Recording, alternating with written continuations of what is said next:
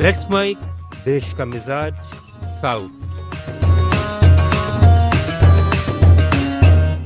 नमस्कार। Let's mic देश का मिजाज और खबरें दक्षिण भारत से। तमिलनाडु में कांग्रेस और डीएमके के बीच सत्ता साझेदारी पर फैसला इंडियन गठबंधन के शीर्ष नेता लेंगे। प्रदेश कांग्रेस अध्यक्ष ने सेल्वा पेरुनथा गाई ने चेन्नई में मीडिया से बातचीत में कहा है कि मुख्यमंत्री एम.के. स्टालिन, कांग्रेस अध्यक्ष मल्लिकार्जुन खड़गे और राहुल गांधी मिलकर गठबंधन को देश के हित में उचित निर्णय करेंगे। डीएमके मंत्री आई पेरिया सामी ने हाल ही में कहा था कि 2026 विधानसभा चुनाव के बाद कांग्रेस को सत्ता में हिस्सा देने की संभावना नहीं है। इस पर सेल्वा पेरुनथा गाई ने जोड़ा कि हर कोई अपनी राय रख सकता है, लेकिन अंतिम फैसला शीर्ष नेतृत्व पर है। साथ ही उन्होंने ये भी कहा है कि टीवी के नेता विजय से सीबीआई पूछताछ बीजेपी की राजनीतिक साजिश है। कर्नाटक हाईकोर्ट ने राज्य सरकार को विवादास्पद बेंगलुरु मैसूरू इंफ्रास्ट्रक्चर कॉरिडोर परियोजना रद्द करने का निर्देश दिया है। अदालत ने टिप्पणी की कि 1995 में प्रस्तावित 111 किलोमीटर एक्सप्रेस वे में से महज 1 किलोमीटर ही पिछले 25 साल में बन पाया है। शहर की भीड़ कम करने के लिए 5 टाउनशिप बनाने का सपना कभी पूरा नहीं हुआ। Justice DK. सिंह और जस्टिस वेंकटेश नाइक टी की खंडपीठ ने फैसले में कहा है कि यह परियोजना अब नागरिकों और पर्यावरण की कीमत पर मरी हुई है, इसलिए पुरानी योजना छोड़कर नई और ताज़ा परियोजना पर विचार किया जाना चाहिए।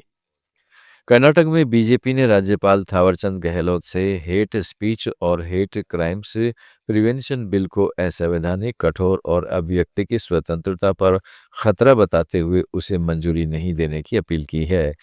विपक्षी नेता आर अशोका और चलवादी नारायण स्वामी के नेतृत्व में एक प्रतिनिधिमंडल ने राजभवन में ज्ञापन सौंपा, जिसमें बिल को राजनीतिक बदले की साजिश करार दिया और इसे राष्ट्रपति के विचार के लिए आरक्षित करने की मांग की। बीजेपी ने राज्य में कानून व्यवस्था की गिरावट पर भी चिंता जताई। इधर सिद्धारमैया सरकार के गृह मंत्री जी परमेश्वर ने कहा है कि जरूरत पड़ने पर बिल पर स्पष्टीकरण दिया जाएगा। आंध्र प्रदेश में अमरावती राजधानी क्षेत्र के विकास के लिए 65 किसानों ने 354 एकड़ जमीन देने की पेशकश की है। इस अधिनियम की औपचारिक शुरुआत करलपुड़ी गांव में नगर प्रशासन मंत्री पोंगूर नारायण ने की।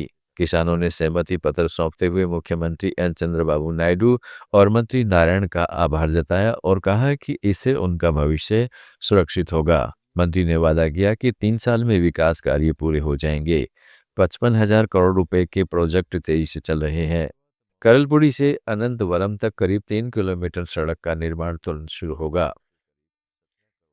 डीआरडीओ ने स्वदेशी third generation fire and forget man portable anti tank guided missile का सफल परीक्षण किया है।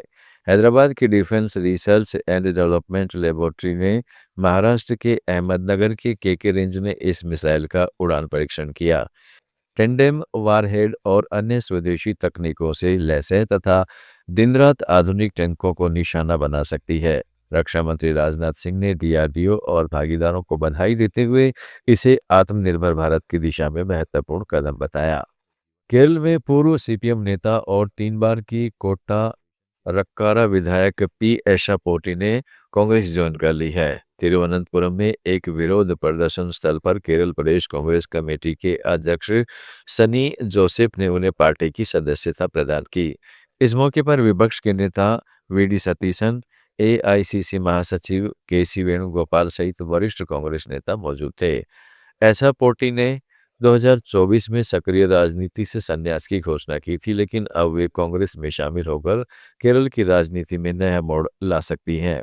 इस बीच कांग्रेस ने केरल कांग्रेस एम से बातचीत पर कुछ स्पष्ट नहीं किया।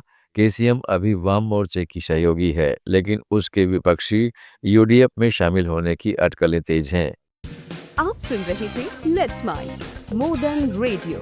फॉलो कीजिए हमें हमारे सोशल मीडिया प्लेटफॉर्म्स पर।